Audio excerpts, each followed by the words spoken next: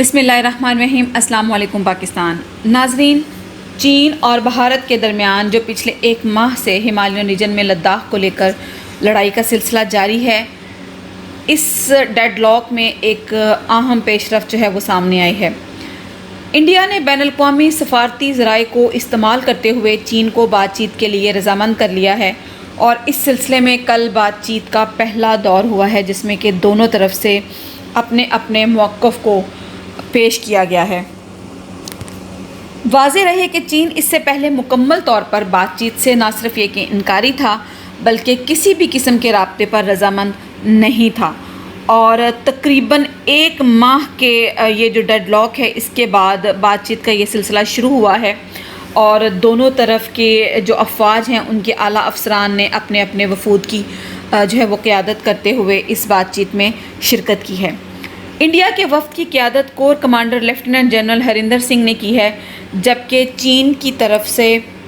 South Xinjiang military commander major general Liu Lin ने अपने वफ़द की क़यादत की है। और आगे बढ़ने से पहले आप सबसे गुजारिश है, UGH स्टूडियो को लाइक करें, सब्सक्राइब करें, शेयर करें और बेल आइकन को प्रेस करना ना भूलें ताकि आपको नई आने वाली वीडियोस बर वक्त मिल सकें। नाज़रीन, अगरचे कि इस मुलाकात को लेकर ऑफिशियली कोई स्टेटमेंट जो है वो जारी नहीं किया गया और ना ही कोई एग्जैक्ट सूरत हाल सामने आई है, ताहम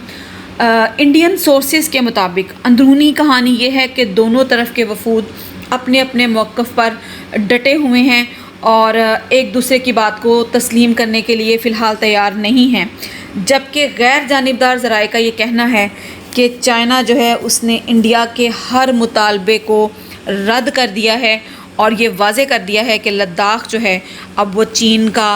इंटेग्रल पार्ट है और इंडिया का उसके ऊपर किसी किस्म का कोई हक़ नहीं और इंडिया को यह हकीकत अब तस्लीम करनी होगी।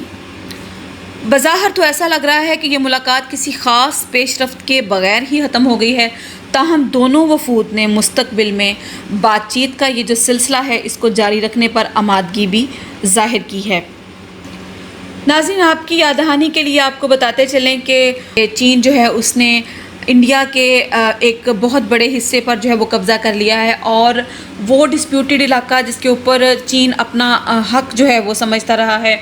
वो उस इलाके से भी आगे जा चुका है, यानी कि एक्चुअल लाइन ऑफ कंट्रोल से उस इलाके को कब्ज़ा करने के बाद, उस इलाके को फ़तह करने के बाद जो कि वो समझते थे कि वो उनका हिस्सा है, उसके बाद वो मज़ीद आगे तकरीबन 65 किलोमीटर तक वो आगे जा चुके हैं और इस वक्त चाइना के कब्ज़े में जो इलाके हैं उनमें गोलवान वैली और गोगरा हॉट स्प्रिंग्स एरिया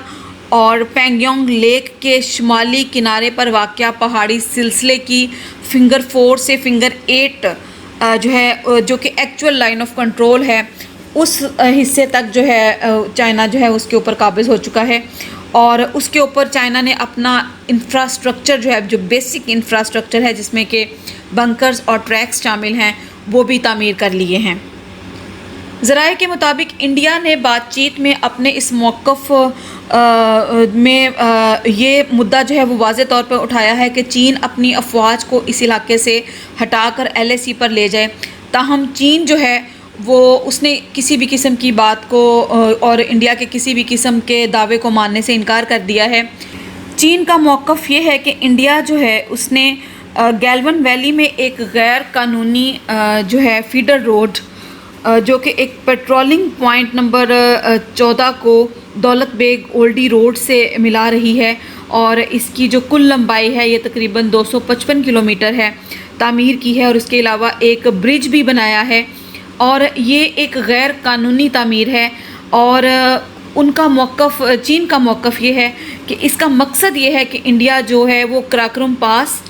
और डेपनसेंग प्लेन्स और गैलवन वैली जो है उस तक आसान और तेज़ रफ्तार रसाई हासिल कर ले, जिससे कि वो इलाके में PLA की रिट को चैलेंज कर सकेंगे।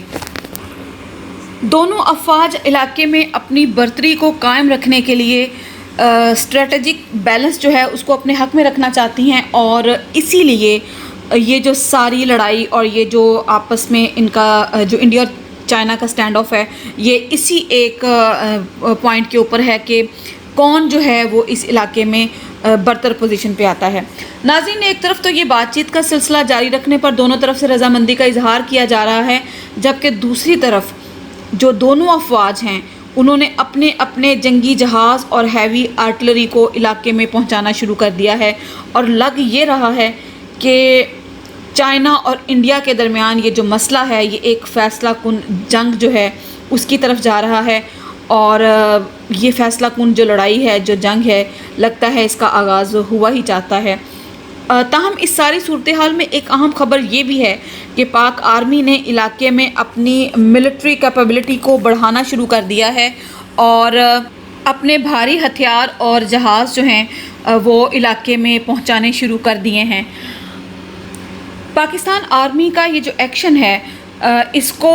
اس تناظر میں بڑا اہم سمجھا جا رہا ہے کہ جس میں 2 دن پہلے جو ہے وزیر اعظم عمران خان نے GHQ کا دورہ کیا تھا اور اہم فیصلے ہوئے تھے کہ پاکستان خطے میں اپنی موجودگی کو جو ہے وہ سالڈ طریقے سے جو ہے وہ ثابت کرنا چاہ رہا ہے، اور لگ یہی رہا ہے کہ پاکستان اب جو ہے وہ پاکستان انڈیا کے خلاف فیصلہ کن قدم اٹھانے جا رہا ہے۔ آنے والے دنوں میں جو ہے یہ واضح ہو جائے گا کہ صورتحال کیا رخ اختیار کرتی ہے۔ اللہ تعالیٰ ہم سب کو اپنی امان میں رکھے اور پاک فوج کو ہر جگہ پر سرخرو کرے، کامیاب و کامران کرے۔ آمین۔ پاکستان زندہ باد۔